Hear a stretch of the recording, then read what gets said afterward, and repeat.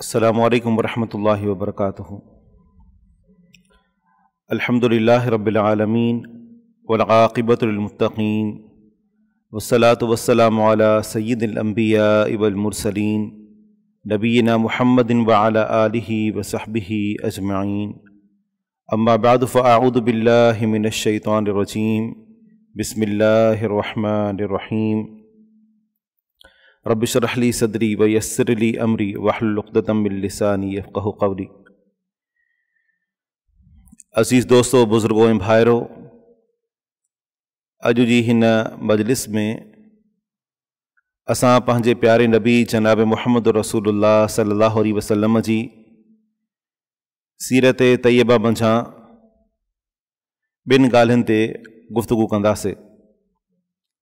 पहिरीं ॻाल्हि इहा त रसूलुल्लाह सल्लल्लाहु अलैहि वसल्लम ते वहीअ जो आगाज़ कीअं थियो, ऐं ॿी ॻाल्हि इहा त रसूलुल्लाह सल्लल्लाहु अलैहि वसल्लम माण्हुनि खे अल्लाह जे दीन जी तरफ़ दावत ॾियण जो आगाज़ कीअं कयो।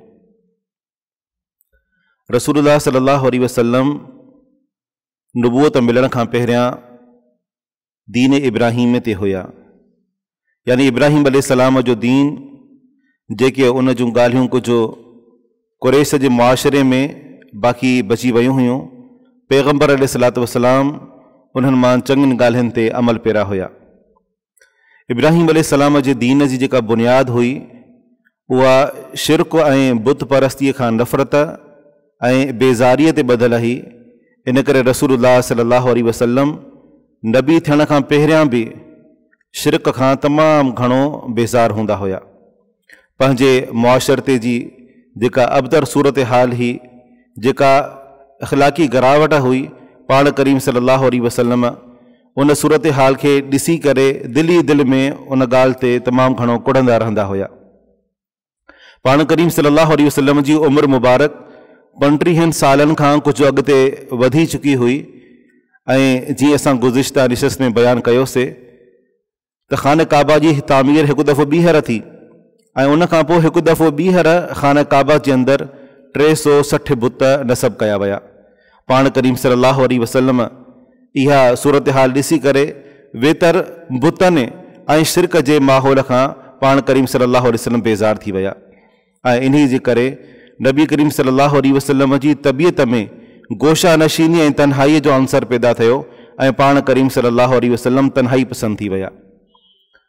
तन्हाई में वञी करे गौर फ़िक्र करणु ऐं तन्हाई में वञी करे इबादत करणु, इन जो जेको आगाज़ हुयो उहो रसूलुल्लाह सल्लल्लाहु अलैहि वसल्लम जे ॾाॾे जनाब अब्दुल मुत्तलिब इन जो बुनियाद विधो।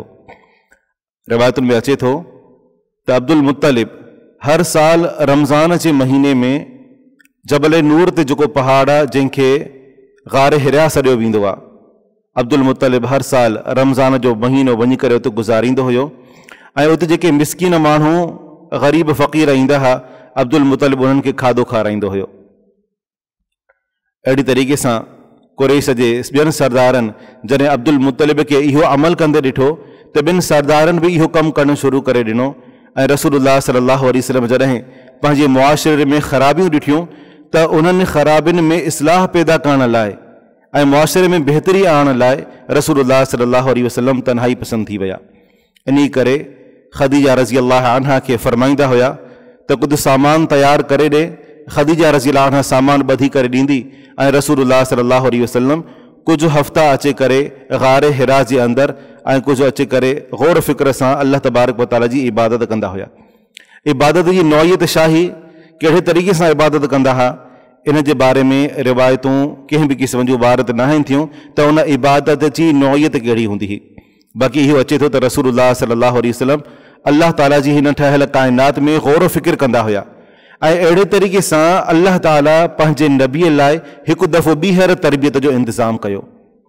जॾहिं को इंसान कंहिं वॾे मक़सद सां वाबस्ता थियणु चाहींदो आहे ऐं उन लाइ उहो तन्हाई इख़्तियार कंदो आहे ऐं पंहिंजी हिम्मत खे जमा कंदो आहे, त अहिड़े तरीक़े सां उहो इंसान मुस्तक़बिल में हली करे वॾा कारनामा सर अंजाम ॾींदो आहे।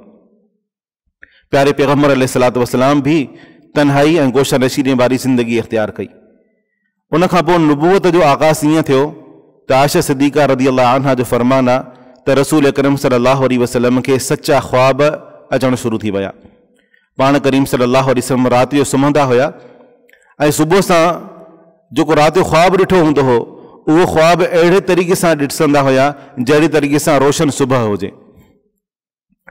जॾहिं मके जे अंदरि वापसि वेंदा हुया त पाण करीम सल्लल्लाहु अलैहि वसल्लम ख्वाब जे अंदरि जेके शयूं ॾिठियूं हूंदियूं हुयूं त फलाणो माण्हू मरी वियो, फलाणे जे घर औलाद पैदा थी या फलाणो वाक़ियो पेश आयो आहे, रसूलुल्लाह सल्लल्लाहु अलैहि वसल्लम उन वाक़िए खे पहिरियां ख्वाब जे अंदरि ॾिसी चुका हूंदा हुया। छो त अॻिते हिकु अज़ीम ज़िम्मेदारी रसूलुल्लाह सल्लल्लाहु अलैहि वसल्लम जे मथां अचणी हुई, इन करे पाण करीम सल्लल्लाहु अलैहि वसल्लम जे दिलि खे ख्वाबनि जे ज़रिए सां मज़बूत कयो वियो। सही बुखारी सही मुस्लिम जी हदीस आहे। सैयदना अबू हुरैरा रज़ियल्लाहु अन्हु फरमाइनि था त रसूलुल्लाह सल्लल्लाहु अलैहि वसल्लम फरमायो, अर्रुया अस्सालिहा जुज़उन मिन सित्ततिन व अर्बाइन जुज़अम मिन अन्नुबुव्वह। फरमायो त जेको सचो ख्वाब हूंदो आहे, नेक ख्वाब हूंदो आहे, इहो ख्वाब नुबुवत जे 46 हिस्सनि मां हिकिड़ो हिसो हूंदो आहे ऐं इहो नेक इंसान पंहिंजी गुफ़्तगू में सचो इंसान हमेशह सचा ख्वाब ॾिसंदो आहे। पाण करीम सल्लल्लाहु अलैहि वसल्लम जी उमिरि जॾहिं वञी करे 40 साल थी ऐं सन जेको हुयो 610 ईस्वी 10 अगस्त जी तारीख़ ही ऐं इस्लामी लिहाज़ सां रमज़ान मुबारक जी 21 तारीख़ ऐं सूमर जो ॾींहुं हुयो। रसूल अकरम सल्लल्लाहु अलैहि वसल्लम गार हिरा जे अंदरि मौजूदु हुया। पाण करीम सल्लल्लाहु अलैहि वसल्लम ॾिठो त गार ते को माण्हू मौजूदु आहे।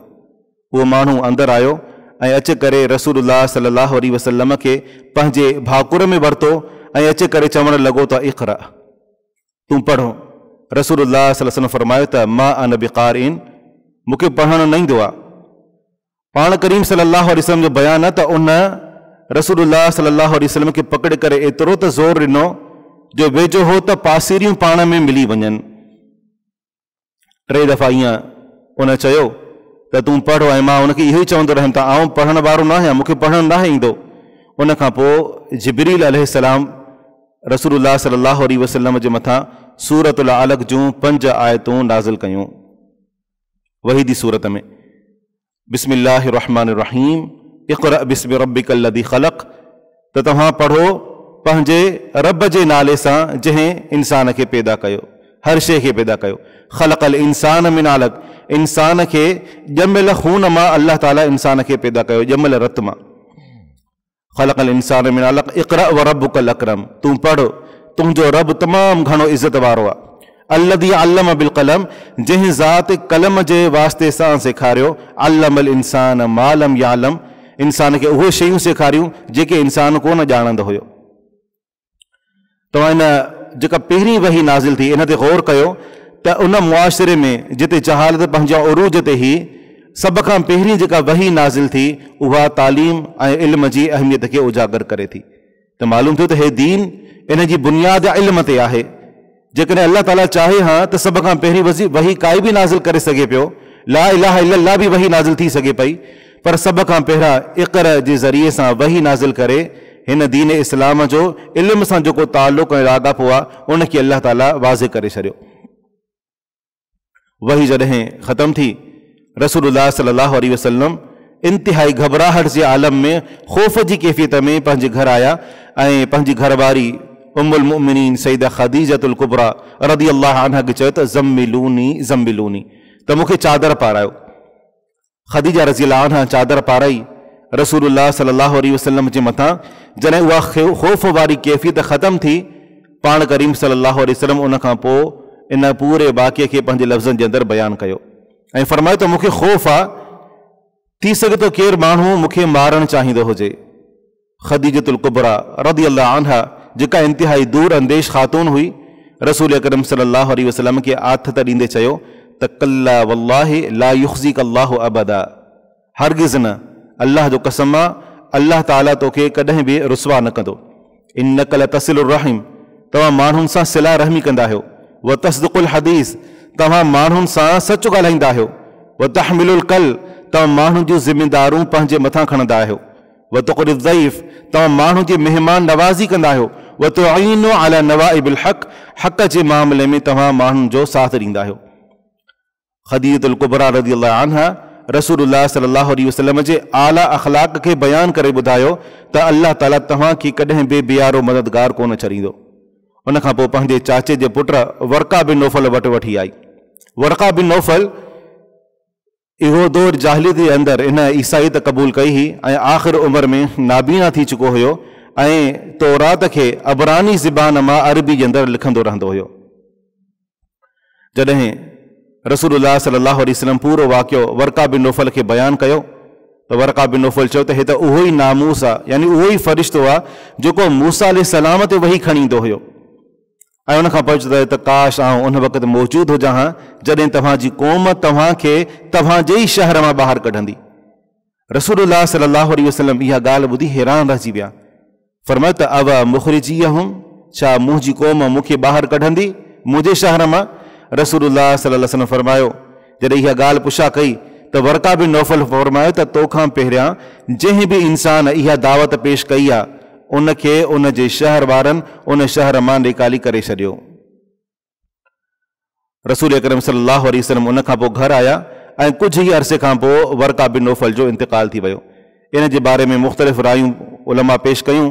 बहरहाल सराज तरीन राय इहा ई आहे त वर्का बिन नौफल खे बि सहाबी चयो वेंदो रज़ी अल्लाहु अन्हु, छो त रसूलुल्लाह सल्लल्लाहु अलैहि वसल्लम वर्का बिन नौफल खे हिकु दफ़ो ख्वाब जे अंदरि ॾिठो।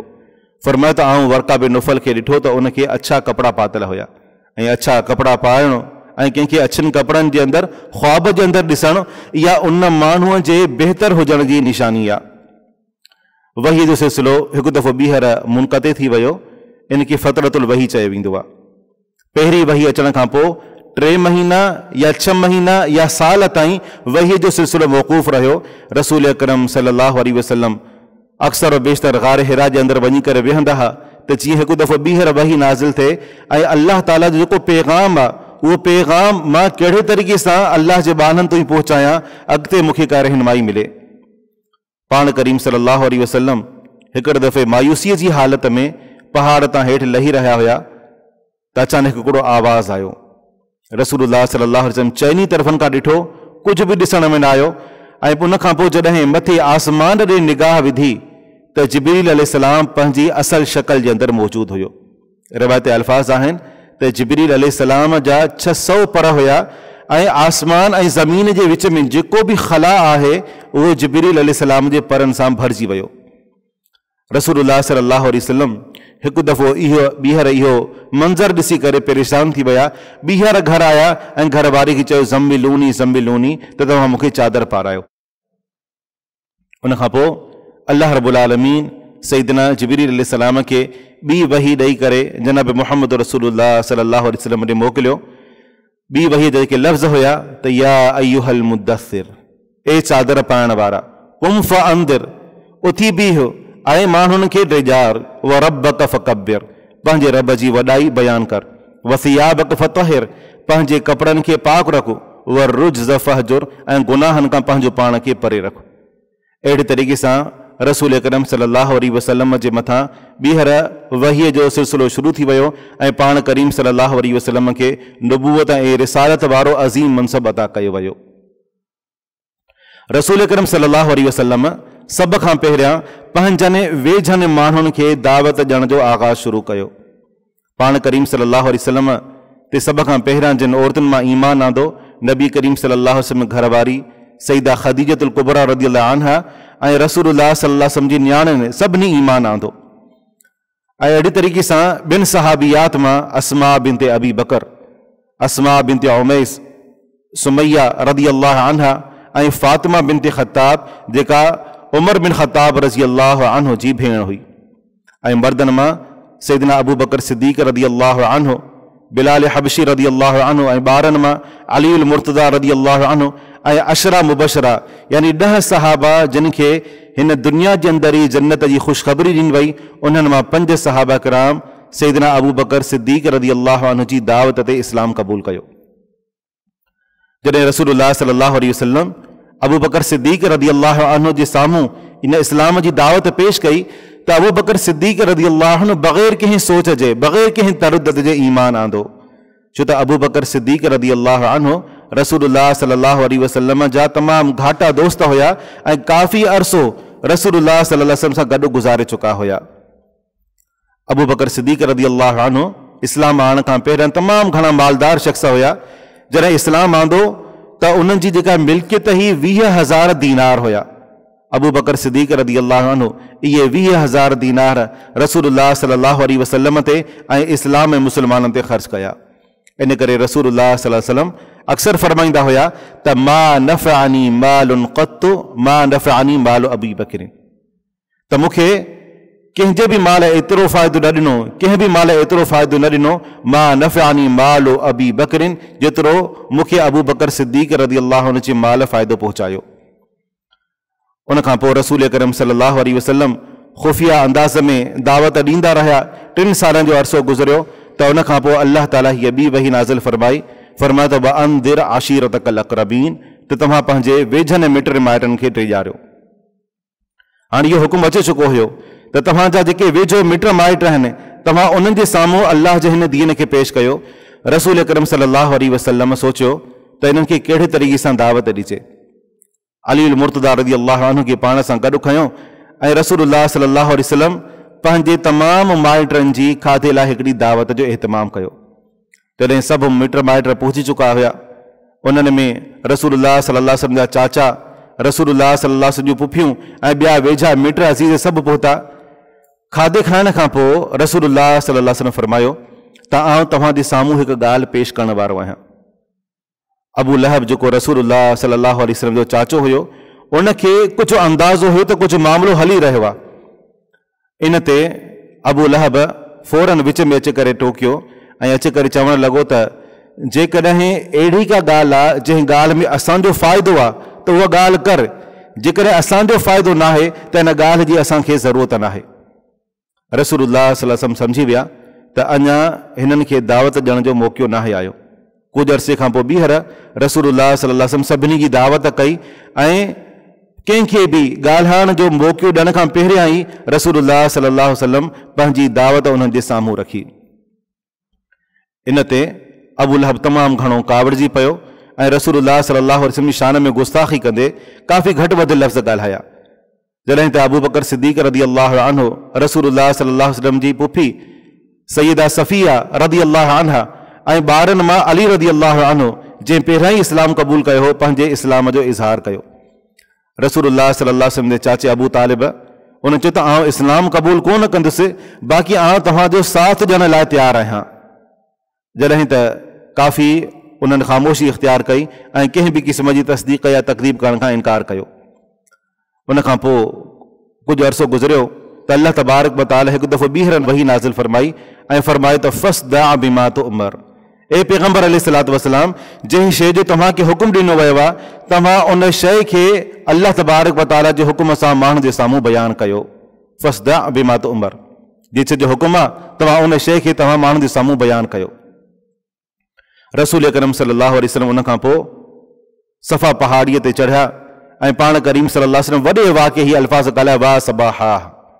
इहे अल्फाज़ उन वक़्तु ॻाल्हाया वेंदा हुआ जॾहिं को हमिलो थियण वारो हूंदो हो या का वॾी मुसीबत या आफ़त अचण वारी हूंदी हुई। वाह सबाहा जा अल्फाज़ इन माना इहा आहे त हाय सुबुह, छो त आम तौर ते जेकॾहिं को लश्कर अची करे हमला आवर थींदो हुयो त अहिड़े ई अंदाज़ में माण्हू अची करे सॾु कंदा हुआ ऐं पंहिंजी क़ौम खे ख़बरदार कंदा हुया। रसूल करीम सल्लल्लाहु अलैहि वसल्लम जे इन आवाज़ ते जॾहिं सभु माण्हू जमा थी विया, पाण करीम सल्लल्लाहु अलैहि वसल्लम उन साम्हूं इहा ॻाल्हि रखी। फरमाया, जेकॾहिं आउं तव्हांखे चवां त हिन पहाड़ जे पुठियां हिकिड़ो लश्कर आहे जेको तव्हांजे मथां हमिलो करण वारो आहे, छा तव्हां मुंहिंजी ॻाल्हि जी तस्दीक कंदा? सभिनी चयो त मा जर्रबना अलैका इल्ला सिद्क़ा, असां तव्हांखे हमेशह सचो पातो आहे, तव्हां हमेशह सच ॻाल्हाईंदा आहियो। रसूलुल्लाह सल्लल्लाहु अलैहि वसल्लम फरमायो त पोइ आउं तव्हांखे हिकु वॾे अज़ाब जे अचण खां डिॼारे रहियो आहियां। तव्हां ला इलाहा इल्लल्लाह पढ़ो, तव्हां कामयाब थी वेंदा। ला इलाहा इल्लल्लाह पढ़ो, तव्हां अरब ऐं अजम जा मालिक बणिजी वेंदा। इन ते अबू लहब हिकु दफ़ो ॿीहर रसूलुल्लाह सल्लल्लाहु अलैहि वसल्लम जी शान में गुस्ताखी कंदे चयो, तब्बल लक साइरल यौम, त असांजो पूरो ॾींहुं तूं तबाह करे छॾियो, तुंहिंजे लाइ बर्बादी हुजे। अल्लाह तबारक व तआला क़ुरान करीम में हिकु सूरत नाज़िल फरमाई त तब्बत यदा अबी लहबी व तब, त अबू लहब जा हथ जेके आहिनि उहे भॼी पिया ऐं उहो पाण तबाह ऐं बर्बाद थी वियो। मा अगना अनहु मालुहु व मा कसब, उनजे माल उनखे को फ़ाइदो न ॾिनो, जेको कुझु उन कमायो उनजी कमाईअ बि उनखे को फ़ाइदो न ॾिनो। वमराअतुहु हम्मालतल हतब, ऐं उनजी घरवारी जंहिंजो नालो अरवा हुयो, उहा बि पंहिंजे मुड़ुस खां घटि कोन हुई। इहे रसूलुल्लाह सल्लल्लाहु अलैहि वसल्लम जा पाड़ेसिरी हुया। पाड़ेसिरी जो तमामु वॾो हक़ु हूंदो आहे। इहा औरत छा कंदी हुई जो रसूलुल्लाह सल्लल्लाहु अलैहि वसल्लम जे रस्ते में कंडा विछाए छॾींदी हुई। फरमायो त वमराअतुहु हम्मालतल हतब, इन जी घरवारी जेका काठियूं खणण वारी आहे, फी जीदिहा हबलुम मिन मसद, इहा जहन्नम जी बाहि में हूंदी ऐं इन जी ॻीचीअ में अल्लाह तबारक व तआला इन जी ॻीचे में हिकिड़ो नोड़ विझंदो, जेका जहन्नम जी बाहि जे अंदरि इहा औरत सड़ंदी रहंदी। पाण करीम सल्लल्लाहु अलैहि वसल्लम उन खां पोइ खुली करे अल्लाह जे दीन जी तरफ़ माण्हुनि खे दावत ॾींदा रहिया। इंशाअल्लाह हितां खां गुफ़्तगू जो सिलसिलो अॻिले निशस्त में जोड़ींदासीं। अल्लाह रब्बुल आलमीन खां दुआ आहे त असांखे पंहिंजे प्यारे नबी जनाब मुहम्मद रसूलुल्लाह सल्लल्लाहु अलैहि वसल्लम सां मोहब्बत, पंहिंजे नबीअ जे नक्श क़दम ते हलण जी तौफ़ीक़ अता फ़रमाए। व आख़िरु दावाना अनिल हम्दुलिल्लाहि रब्बिल आलमीन। सब्सक्राइब करियो ऐं बेल आइकन ते क्लिक करियो त जीअं असांजी हर नई वीडियो जो नोटिफिकेशन मिले।